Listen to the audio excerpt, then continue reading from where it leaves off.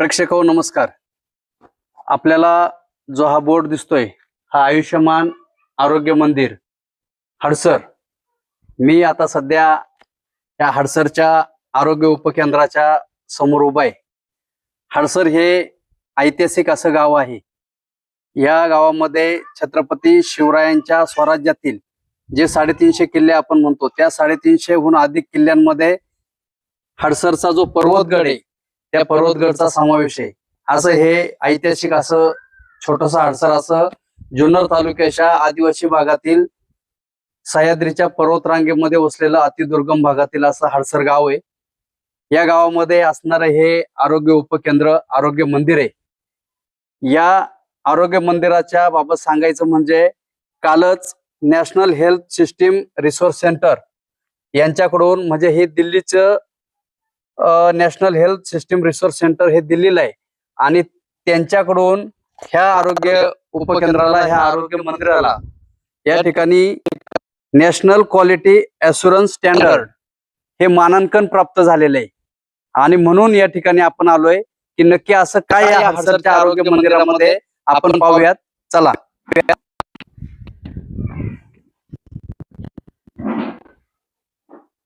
या ठिकाणी आरसीसी बांधकाम असलेलं आरोग्य मंदिर आहे. पत्र्याचं समोर एक शेड आहे आणि आपण आल्यानंतर इकडे पाहिल्याच्या नंतर आपल्या लक्षात येईल अगदी चांगल्या पद्धतीने. तुम्ही काही तपासणीसाठी आलेत का? आतमध्ये बसा की. मग आतमध्ये डॉक्टर आहेत ना? आतमध्ये बसा, आतमध्ये बसा. या. नमस्ते डॉक्टर. नमस्ते सर. मी आलेलो आहे आता. काल याच्यामध्ये समजलं, काल मी हडसरचा एक परिवर्तन नावाचा ग्रुप आहे आमचा. त्या ग्रुपवरती पाहिलं की तिथं एक पत्र आम्हाला पाहिलं की national health system resource centre यांचं पत्र आहे आणि त्याच्यामध्ये नॅशनल क्वालिटी ॲश्युरन्स स्टँडर्ड म्हणून मानांकन आपल्या आरोग्य उपकेंद्राला आरोग्य मंदिराला मिळालेले. आणि म्हणून मी या ठिकाणी आलोय. नक्की हे कसं केलं तुम्ही आणि कशा पद्धतीने हे मानांकन प्राप्त केलं? नमस्कार, मी Ganesh Dadasaheb Kedar, community health officer, उपकेंद्र हडसर येथे कार्यरत 5 वर्षापासून आहे. सुरुवातीला चेकलिस्ट भरली तेव्हा आपलं डिस्ट्रिक्टला अप्लाय केलं होतं. त्याच्यानंतर चेकलिस्ट भरली, डिस्ट्रिक्टच्या क्वालिफाय झाल्यानंतर स्टेटला क्वालिफाय करण्यात आलं. त्याच्यानंतर आपले जे गॅप होते ते गॅप काढण्यासाठी आम्ही ग्रामपंचायतची मदत घेतली, प्राथमिक आरोग्य केंद्र आपटाळे यांची मदत घेतली. त्याच्यानंतर गॅप काढल्याच्या नंतर नॅशनलला क्वालिफाय झालो. क्वालिफाय झाल्यानंतर त्यांची 20 तारखेला ऑनलाईन व्हर्च्युअल असेसमेंट झाली. त्याच्यामध्ये आपले जे त्यांचा क्रायटेरिया होता त्या क्रायटेरियामध्ये आपले सगळं जे आपले मार्क होते त्याच्यात 89.33 मार्क पडले आपल्याला. त्याच्यानंतर पुणे जिल्ह्यामध्ये पहिलं उपकेंद्र आहे आपलं हडसर, जे की क्वालिफाय झालेलं आहे आणि त्याला आपलं पहिलं मानांकित भेटलेलं आहे. तुम्हाला हे म्हणतोय आता, काल आपण पाहिलं तुम्हाला जे मानांकन भेटलंय त्याबद्दलचं पूर्ण राज्यातले 3 हॉस्पिटलचे नाव आहेत त्याच्यामध्ये. आता बाकी त्याच्यामध्ये एक रोहिणी म्हणून वर्धा जिल्ह्यातले, वर्धा उपकेंद्र, त्याच्यानंतर हडसर पुणे जिल्ह्यातले आणि म्हैसंग म्हणून आहे अकोल्यातलं. असं 3 जिल्हा म्हणजे राज्यामध्ये 3 उपकेंद्र असतील आरोग्य मंदिर, त्यांना मानांकन भेटले. त्याच्यामध्ये पुणे जिल्ह्यात हडसर आहे. हे अगदी आता तुम्ही सांगितलं तसं तुम्ही चेकलिस्ट हे केली, नंतर बाकीचं मार्गदर्शन घेतलं वगैरे वगैरे.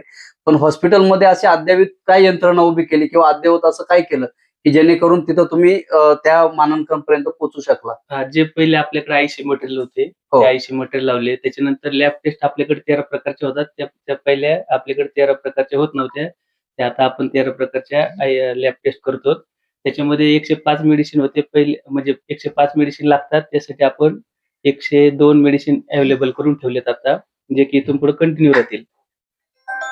आणि अजून त्याच्यामध्ये जे तुम्ही मला असं थोडस दाखवू शकता का दवाखान्यामध्ये काय काय बदल असतील?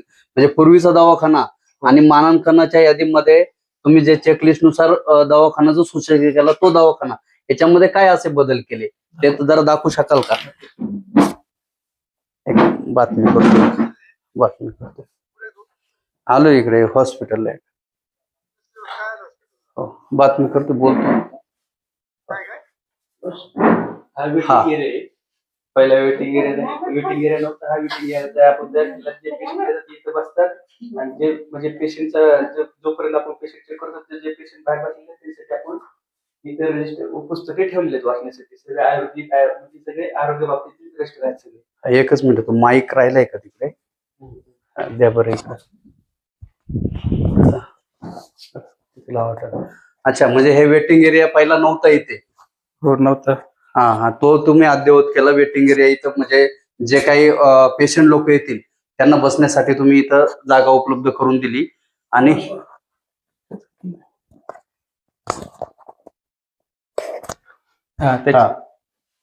त्याच्यानंतर बुक ठेवलेले आहेत आपण. सर्व आयुर्वेदिकचे आहेत आणि आरोग्याचे बुक आहेत तिथं त्यांच्या वाचण्यासाठी. म्हणजे वाचण्यासाठी पेशंट लोकांना त्याच्यातली आरोग्याबाबतची स्वतःची माहिती, आजाराबाबतची माहिती, त्यासाठी तुम्ही पुस्तकं उपलब्ध केली. हो, हे स्तनाचा कॅन्सर बाबतीचा आयसी आहे, तिथं लावलेलं आहे. ओके. म्हणजे कॅन्सर, कर्करोगासारख्या आजारांवरती सुद्धा माहिती उपलब्ध, पुस्तिकेद्वारे माहिती उपलब्ध. आणि महत्वाचं म्हणजे रुग्णाचे अधिकार. कोणाला माहित नसतील हे दाखव बरं. हे रुग्णांचे अधिकार आहेत. त्यांनी त्यांची जबाबदारी आणि त्यांचे अधिकार. अच्छा, म्हणजे हे सुद्धा हे बोर्ड तुम्ही इथं लावला. हो. रुग्णाच्या जबाबदाऱ्या काय, अधिकार काय. हो, बरोबर आहे. त्याच्यानंतर हे लेप्रसीचं काय हे लावलं, कुष्ठरोगाबद्दल आयसी लावलेलं आहे. त्याच्यानंतर हे वेलकम, हे नॅशनल त्यांचा स्टँडर्डचा लोगो, एनक्यूचा. अच्छा, नॅशनल क्वालिटी अशुरन्स स्टँडर्डचा हा लोगो आहे. हा, म्हणजे हा लोगो आता म्हणजे त्यांनी मानांकन दिल्याच्या आधी लावलाय का? हो. हा, म्हणजे हा तसा लावता येतो? हो, लावता येतो. मानांकन दिल्यानंतर वेगळा भेटत असेल ना एक प्रमाणपत्र भेटतंय ना? हो. इकडे हा एक रूम आहे. हा रूम मध्ये सगळं नवीन आयसी लावलेलं आहे. अॅनिमिया मुक्तचं हा आयसी आणि त्याचं कॉर्नर आहे. त्याच्यामध्ये काय काय द्यायचं काय ते नाही. आणि आपले 105 मेडिसिन आहेत, त्याच्यामध्ये अवेलेबल 102 आहेत. त्याची लिस्ट इथं लावलेली आहे आपण. म्हणजे आता ह्या रॅक मध्ये 105 मेडिसिन आहेत? 102 मेडिसिन. 102 आहेत. म्हणजे 105 मधले 102 तुमच्याकडे आज उपलब्ध आहेत? हो. आणि जे 102 उपलब्ध आहेत त्यांचं इथं चेक, म्हणजे इथं एक लिस्ट लावलेली आहे त्याची? हो. त्याच्यानंतर टिक मार्क पण केलेले आहेत, कोणते आहेत कोणते नाहीत. आणि महत्वाचं म्हणजे त्याची एक्सपायरी कधी काय आहे ते सगळं लावलेलं इथं. साहजिक तुमच्याकडे जे रुग्ण येतात आता ते कोणकोणत्या आजारावरती दवाखान्यामध्ये भेट द्यायला येतात? सर्वात जास्त बीपी आणि शुगरचे पेशंट आपले, शुगरचे दरमॅनेज म्हणाले येतात. नंतर सर्दी, खोकला, जुलाब, त्वचेचे रोग, नंतर फंगल इन्फेक्शन, उलटी, खोकला, असे नॉर्मली पेशंट येतात. अच्छा, म्हणजे दररोजचे येतात की असं कधीतरी? रोज 7 ते 8 उपडी आपली होतात. रोजचे होतात? म्हणजे हडसर आणि वाड्या वस्त्या मिळून ह्या सगळ्या पेटीचवाडी, कोटमवाडी, आम्ही तिथं दर आठवड्यातले 1 दिवस होता आम्ही.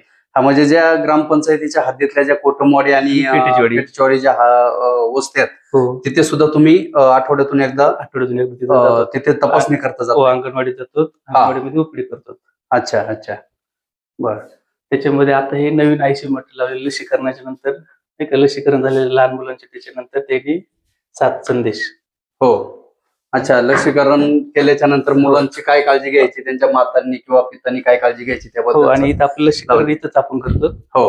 आणि त्याच्यामुळे हे लसीकरणाचा चार्ट, म्हणजे इथून बसल्या बसल्या जे पाहू शकतील. हो, आई वडील ते आपल्या वाचवू शकतात नाही का, आपण काय करायचं काय करायचं नाही. बरोबर बरोबर. आणि लसीकरणाचा चार्ट, हे जे लसीकरण आहे हे साधारणतः आता इथे तुम्ही लिहिलेलं असेल ना, एक 15 वर्षापर्यंत टीटी आहे ना ते? हो, टीटी. आपण 0 ते 5 वर्षापर्यंत. 5 वर्षापर्यंत इथं? हो. त्याच्यानंतर इथं फॅमिली प्लॅनिंग कॉर्नर आहे. तिकडे सगळं आपण इथे सर्व साहित्य म्हणजे सर्व ठेवलेलं आहे इथं.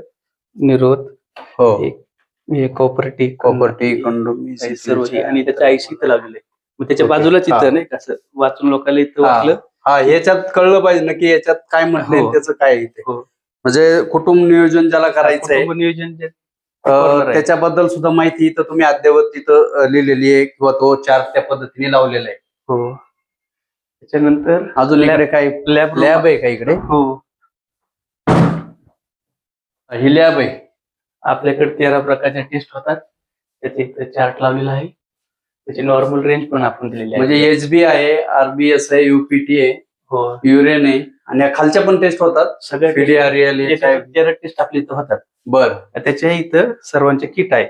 हा, म्हणजे ह्या किटद्वारेच हे जे टेस्ट आहेत ह्या सर्व किटद्वारे होतात. हो, बर.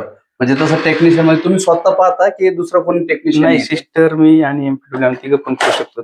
ओके. ते सर्व टेस्ट आहेत. हो हो.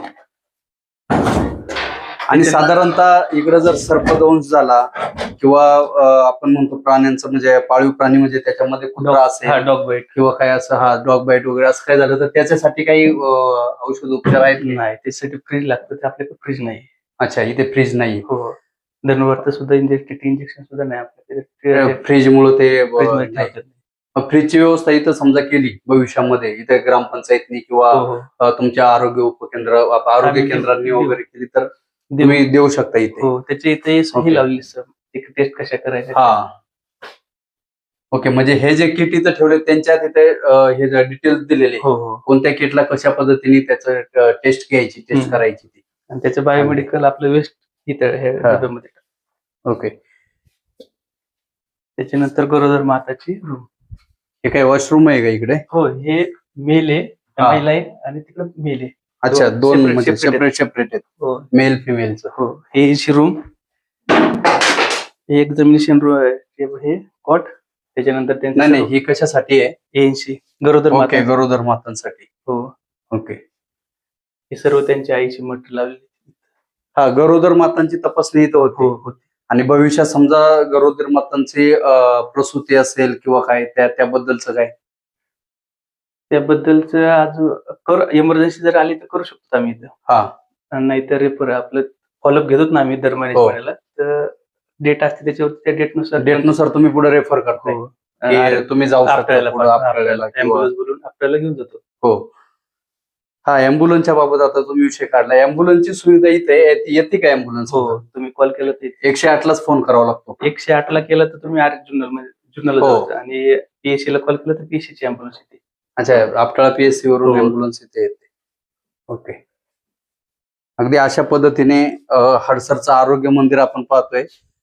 अतिशय चांगल्या पद्धतीने अद्ययावत असं म्हणजे की इथे खरोखर मंदिरासारखं फील येण्यासारखं आहे की इथे बसल्यानंतर सुद्धा असं वाटणार नाही की आपण एखाद्या दवाखान्यामध्ये आलोय. अगदी चांगल्या अशा पद्धतीने. आणि या ठिकाणी जन आरोग्य समिती सुद्धा आरोग्यवर्धिनी उपकेंद्र हडसर, प्राथमिक आरोग्य केंद्र आपटाळे जन आरोग्य समिती सुद्धा या ठिकाणी त्यांनी नोटीस बोर्ड लावलेला आहे. अशा पद्धतीने कंप्लेंट बॉक्स पण लावलेला आहे. कसला बॉक्स आहे म्हटलंय? Complaint box. अच्छा, हा. जर एखाद्या व्यक्तीला आपल्या हडसर आणि हडसरच्या परिसरातील एखाद्या व्यक्तीला जर काही सूचना लिहायची असेल किंवा काही तक्रार करायची असेल किंवा काही त्याच्याबद्दल मत मांडायचं असेल दवाखान्याच्या संदर्भात, डॉक्टरांच्या संदर्भात, सिस्टर लोकांच्या कर्मचारी जे असेल त्यांच्या संदर्भात, तर इथं सूचना पेटी सुद्धा या ठिकाणी ठेवलेली आहे त्यांनी. हे पण लावलेले बोर्ड. कोणी जर या परिसरात म्हणजे पण आता मला सांगा डॉक्टर साहेब, आता हा भाग सगळा ग्रामीण भाग आहे. हो. इकडं आता तुम्ही जे मगाशी जर सांगितलं तुमच्याकडे जे पेशंट येतात ते मला तर वाटते 55-60 अबोव येतील. म्हणजे हो. 60च्या वरचेच लोक येतात, 50-60 वरचे. आणि शक्यतो इकडं लोक तंबाखू खाणं किंवा दारू पिणं अशा पद्धतीचं ह्या भागामध्ये सगळं चालू असतं. हो, चालू. म्हणजे इथे ह्या परिसरामध्ये जर कोणी काही केलं तर त्यासाठी दंड येतो. अच्छा, इथे फक्त करून येऊ नये म्हणून ते लावले तुम्ही. हो. हा. आणि आपण काय करतो, नाही पण तुम्ही असं जर असं कोणी पेशंट आलं तर त्यांची जनजागृती पण करतो. म्हणजे काय आता कॅन्सर होतो, सगळे माहिती देतो त्यांना. आणि आपल्या दर महिन्याचं इथं शेड्यूल आहे. म्हणजे पहिल्या गुरुवारी लसीकरण, दुसरं हे दर गुरुवारी होतं का लसीकरण? नाही, पहिला गुरुवार. पहिला गुरुवार म्हणजे एका दर महिन्याचा पहिला गुरुवार लसीकरण. दर सोमवार शुगर, दुसरा गुरुवार गरोदर माता तपासणी, तिसरा गुरुवार मानसिक आरोग्य, आणि दर शनिवारी आपण इथे योगा घेतो. इथे योगाचा आयशी लावलेला आहे. योगाला येतात का इथे पेशंट लोक? येतात ना. योगाचं भीती पाहून योगा नाही. व्यायाम करायला सांगतात डॉक्टर लोक, बाजूला जायचं किंवा 15 ते 20 लोक येतात आपल्याकडे दर शनिवारी. येतात. हो. अरे वा, छान.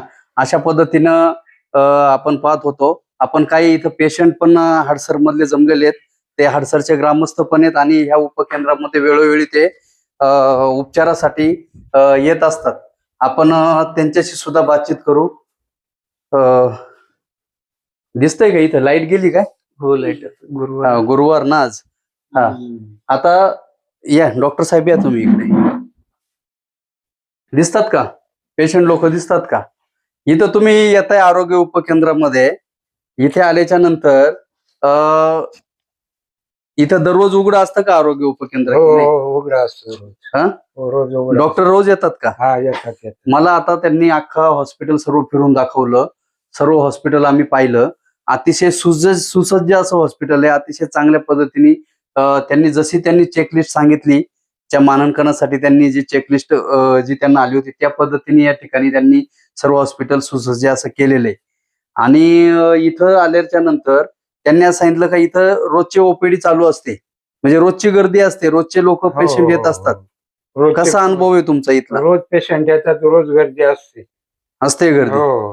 बर, मग हॉस्पिटल चांगलं आहे तुमचं गावात? चांगले. डॉक्टर कसे आहेत? डॉक्टर आहे चांगले. का तोंडावर म्हणजे आता समोर आहेत म्हणून काहीतरी असं चांगले नाही ना? काय सांगाल तुम्ही?